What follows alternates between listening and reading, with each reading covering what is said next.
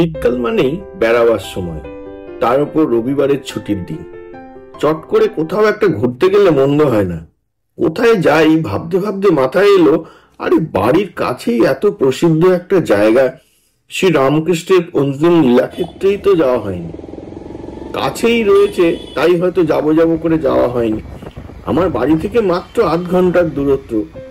এরকম একটা বিখ্যাত স্থান যেখানে দূর দূরান্ত থেকে মানুষ ছুটে আসেন শ্রী শ্রী রামকৃষ্ণ পরমহংস ঠাকুরের আশীর্বাদ নিতে, অথচ জীবনের 50টা বছর কেটে গেলেও যাওয়া হয়ে ওঠে। প্রতি বছর 1 জানুয়ারি ঠাকুরের কল্পতরু উৎসবে লক্ষাধিক মানুষের সমাগম হয় এখানে।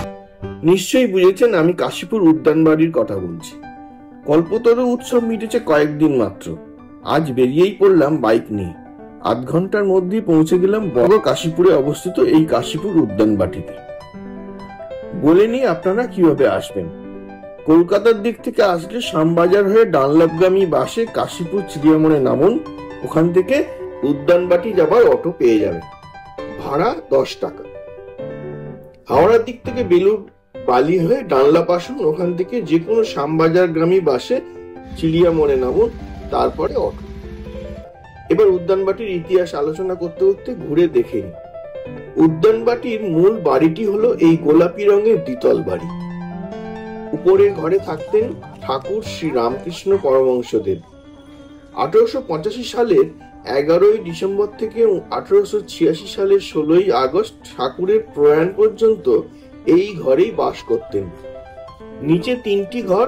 উত্তর দিকের ঘরটিতে মা সারদা থাকতেন, মাঝের ঘরে ঠাকুরের গৃহী সন্তানেরা থাকতেন, আর দক্ষিণের ঘরে স্বামীজি ও ত্যাগী সন্ন্যাসীরা থাকতেন।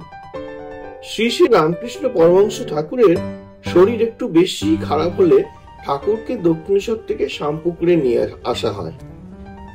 শ্যামপুকুর বাটিতে 70 দিন কাটানোর পরেও ঠাকুরের শরীর ঠিক না হলে ডাক্তার শ্রী মহেন্দ্রলাল সরকারের পরামর্শে ভক্তরা কাশীপুরে এই বাগান বাড়িতে নিয়ে আসেন। এই বাগান বাড়িটি রানী কাত্যায়নীর জামাই গোপাল লাল ঘোষের থেকে মাসিক 80 টাকা বিনিময়ে ভাড়া নেওয়া হয়।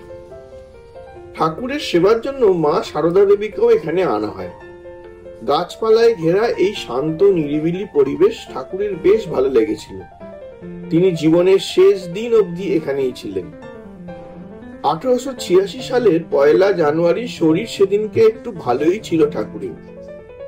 ছুটির দিন, তাই বেশ ভক্ত সমাগম হয়েছে এই উদ্যানবাটিতে। বিকেল 3টে নাগাদ তিনি দোতলা থেকে নিচে নেমে আসেন। তাকে দেখে সমবেত ভক্তরা তার কাছে ছুটে আসে।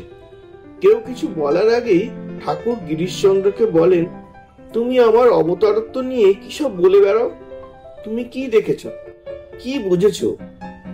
উত্তরে গিরিশ ঘোষ নত জানু হয়ে বসে হাত জোর করে বলেন, স্বয়ং ব্যাসদেব ও বাল্মীকি যার তল খুঁজে পাননি তার সম্পর্কে আমি কি বা বলতে পারি। গিরিশ ঘোষের এই ভক্তিতে আপ্লুত হয়ে সমবেত সকল ভক্তদের ঠাকুর বলেন, তোমাদের কি আর বলবো, আশীর্বাদ করি তোমাদের চৈতন্য হোক। এই বলে আম গাছটির তলায় সমাধিস্থ হন। সকলে তখন দেখলেন ঠাকুরের মাথার চারধারে এক জ্যোতির বলয়। সকলে জয়ধ্বনি দিয়ে একে একে সকলে ঠাকুরকে প্রণাম করতে লাগলেন এবং ঠাকুর প্রত্যেককে স্পর্শ করলেন। সেই দিব্য স্পর্শে কেউ জ্বরের মতো দাঁড়িয়ে রইল, আবার কেউ আনন্দে চিৎকার করে অন্যদের ডাকতে লাগলেন, কেউ ফুল ছুটতে লাগলেন, কেউ বা দিব্য দর্শন করতে লাগলেন। এই থেকেই এই দিনটি অর্থাৎ 1 জানুয়ারি কল্পতরু উৎসব হিসেবে পালন করা হয়ে থাকে।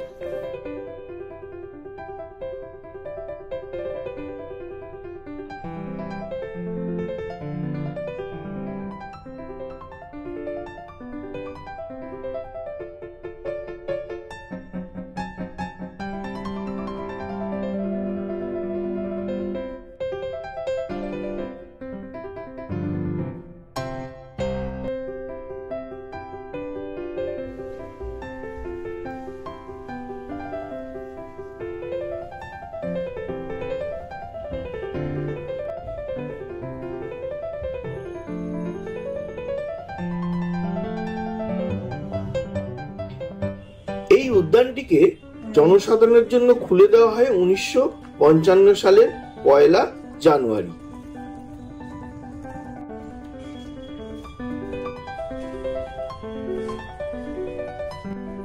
বাগানটি সুন্দর করে ফুলের গাছ দিয়ে সাজানো।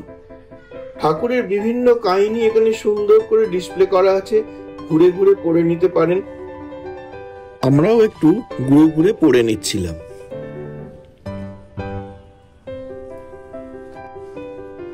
আপনারাও আসুন, দেখে যান ঠাকুরের এই স্মৃতি বিজড়িত স্থান।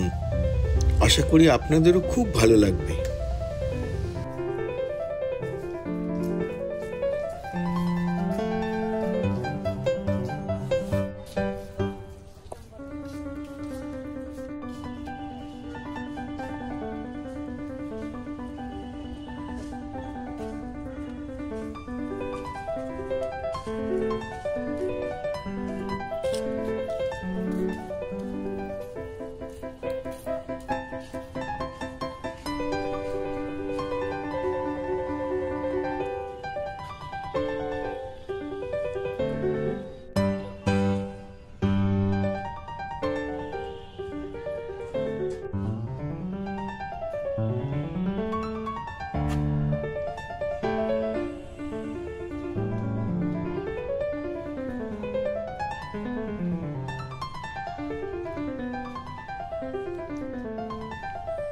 এই দিকের একটি পুকুর আছে, এই পুকুর নিয়েও অনেক কাহিনী আছে।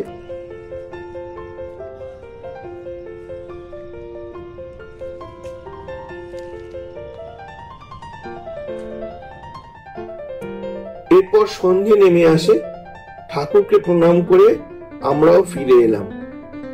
এখানে বলে নি, উদ্যানবাটি খোলা থাকে প্রতিদিন সকাল 9টা থেকে বেলা 11টা, বিকেল 4টে থেকে সন্ধ্যা 7টা। আজ এই পর্যন্ত, আবার আসবো অন্য কোনো গল্প নিয়ে। আশা করি ত্রুটি মার্জনা করে ভিডিওটি ভালো লাগলে লাইক দিয়ে উৎসাহিত করবেন। বিভিন্ন স্বাদের ভিডিও দেখতে পিডি মিডিয়া নেটওয়ার্ক চ্যানেলকে সাবস্ক্রাইব করে সঙ্গে থাকুন। নমস্কার।